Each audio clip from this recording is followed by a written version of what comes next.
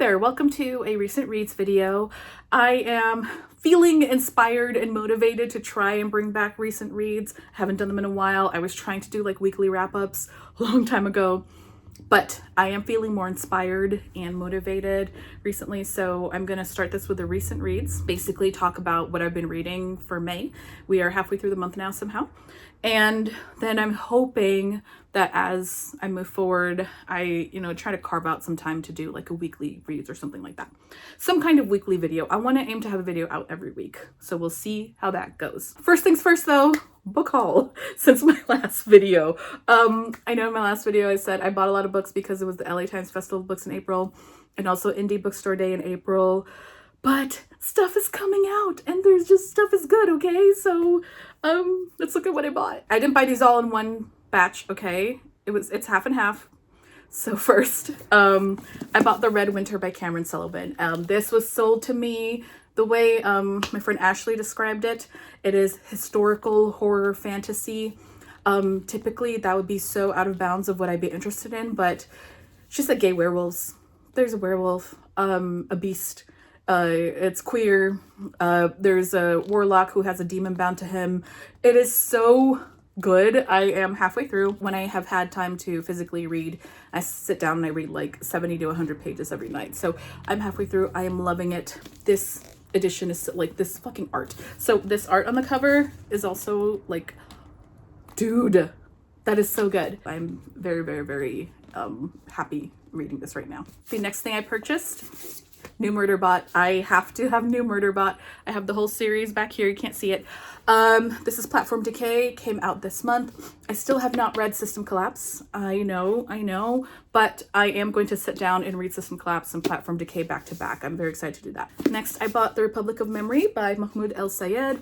This is a sci-fi set on a generation ship where those who are awake and custodians of those who are in cryosleep kind of start a revolution. There's an AI involved, so I read the first like chapter or so of this when I like to read the starts of books in the bookstore before I buy them, and this was so intriguing, so I'm very, very excited to read this. These two actually, if you're doing the r/fantasy challenge, these two will count for the 2026 release square, both hard mode, because they are both debut novels. Okay, and then the second batch of books I bought.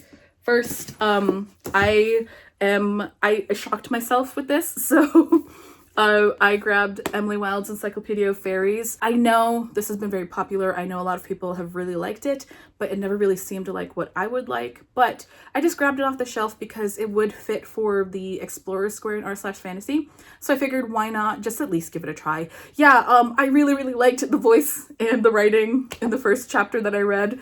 The setting was immediate.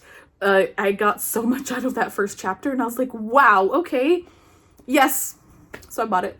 Next, another one, Slow Gods by Claire North. This can also go to r/fantasy. According to people, this will count for the unusual transportation square. I don't know. I can't remember if it's hard mode or not. I don't know what the unusual transportation is yet. I wasn't sure about this at first, but then Angela at Literature Science Alliance really, really, really dug this, and I sat in the bookstore and I started reading it and I was like, okay, yeah, this is like kind of word salad in terms of how it is doing the exposition, but the way it's word salading is setting up this world so like you're in it. It was so masterful in how this universe has been set up so far. I was so impressed. So yeah, I picked it up. And the problem with reading the first chapter or so of all these books is that I'm so intrigued. I want to read all of them, but I can't decide what to read first. So yeah, I don't know. I might binge all these books. I have no idea. But yeah, Slow Gods by Claire North. And then lastly, the whole reason I went to the bookstore this weekend is because one of my most anticipated reads this year is All Hail Chaos by Rees Brennan. This is the sequel to Long Live Evil, which I loved.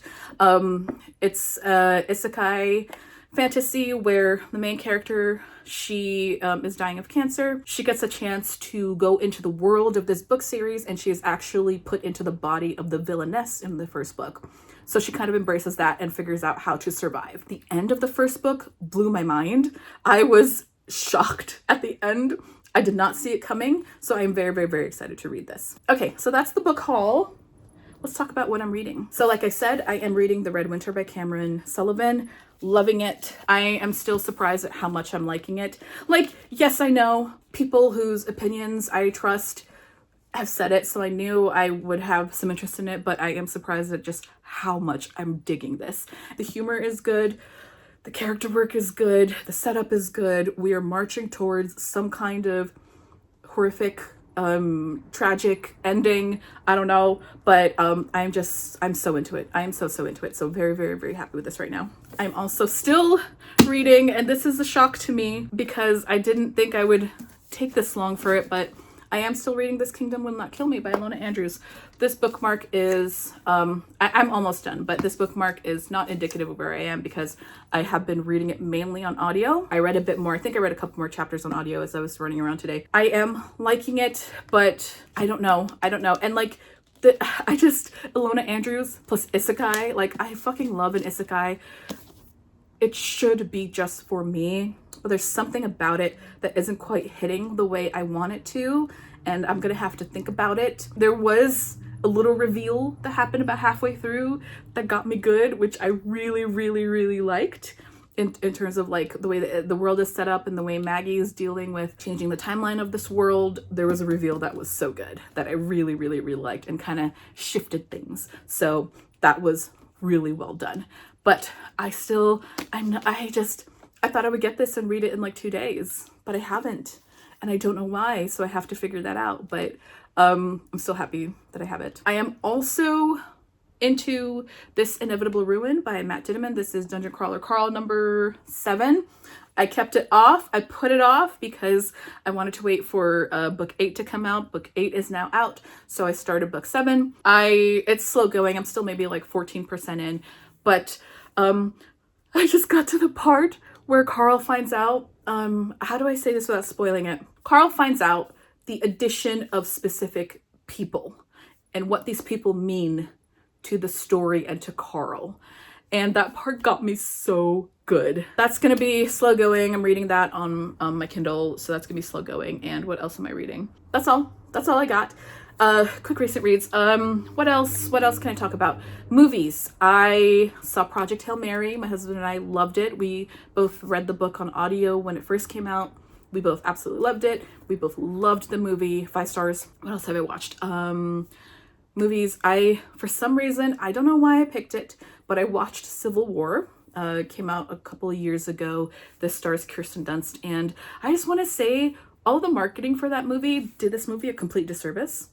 It was like really good, and yeah, it had a lot of action, but it was also just kind of like a character study on someone going through an existential crisis set in this like vaguely near future dystopian where California and Texas have seceded and there's a civil war happening. It was very good. It was really, really good. And I don't think I will ever watch it again, but there are some beautiful sequences. The music choices were so great. And then I also watched Andor. Wow. That was fucking great. I understand why people say you got to get over the first hurdle of where it does take some time to get going. And I'm glad I knew that going in, because once you get past that first hurdle of the first 3 episodes, it is so good. It is so devastating. The dramatic irony of knowing Rogue One exists as these characters move through life in Andor was horrific and amazing. And it gave an extra emotional depth to everything. And there's this episode in the last half of season 2. And if you watched Andor, it's the choice Bix makes. And let me tell you, when I tell you, I like ugly cried so hard. Like I had to like pause because I was crying so hard knowing oh my God, it got me. And I haven't cried that hard in a movie since Rogue One, probably. So then also last night I did rewatch Rogue One, and it made all of Rogue One that much more like, now it's just like a nuclear fucking bomb of horrific pain, essentially. So yeah, Andor was fantastic. Rogue One is still fantastic, but wow. Like Andor did that. It was so good. That is everything for now. recently that I've been doing, because this is a recent reads, parentheses and stuff. Okay. As always, thank you for watching. Let me know what you've been reading, watching, whatever you've been enjoying recently, and I will catch you next time.